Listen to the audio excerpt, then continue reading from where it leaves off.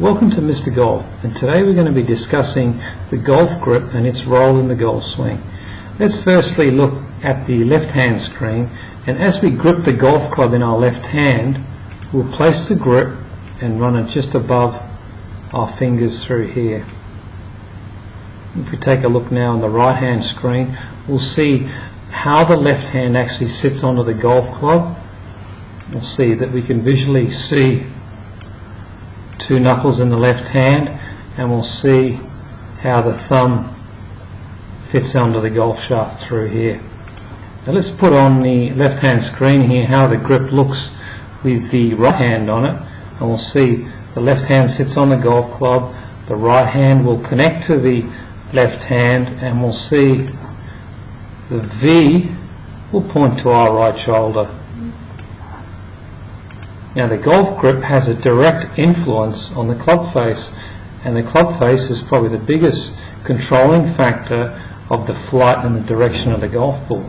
So let's take a look at how the club face will look at the top of the swing if we start with a neutral or square grip. I'll put that up through here. If I draw a line through the leading edge of the club face, this should line up with the back of our left hand, and with a square neutral club face it's very easy for us to deliver the club squarely through the impact position. And let's take a look at some grips that would be regarded as not correct. I'm going to put here, in golf terms, this would be regarded as a open or weak golf grip. And what we'll see with this is something that we see a lot in people that have played a lot of racket sports. They tend to grip the club too much through the palms of their left hand, and by doing so they will promote a weak or open club face at the top of the swing. If we take a look at the club face through here again, we'll draw a line on the back of our left wrist, and we'll see that these two lines are not congruent, or they don't line up. So in this case, as we return the golf club back down into the impact position, we'll tend to find that the golf ball will go on a very high trajectory, and the tendency would be to go to the right, and would be a fairly big loss of power unless we make a big movement with the body and the forearm rotation to get the club back to a square position. Let's look at its reverse, where we would say would be a closed grip.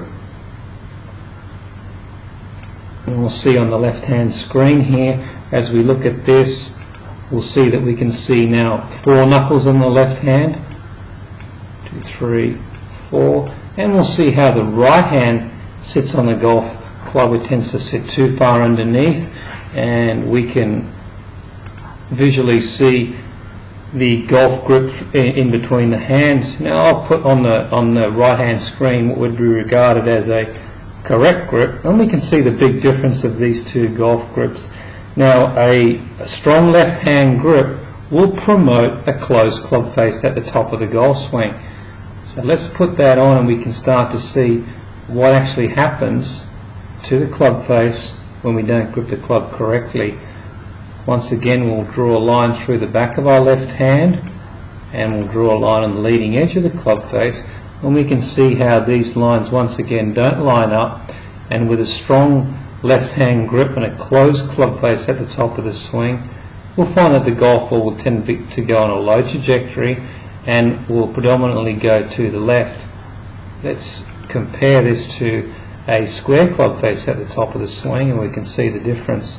So once again, I'll draw a line on the leading edge of the club face, and you can see that this lines up to the back of the left hand, and you can see how different this looks on the right hand screen, where those two lines don't actually line up, and vice versa.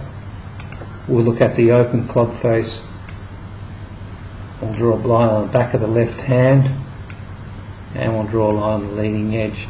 Now in the first part of learning golf, I think the one thing that we can do correctly is to teach ourselves the correct golf grip. This can be done with a grip trainer, and it will lead to a lot more consistent shot pattern and better habits.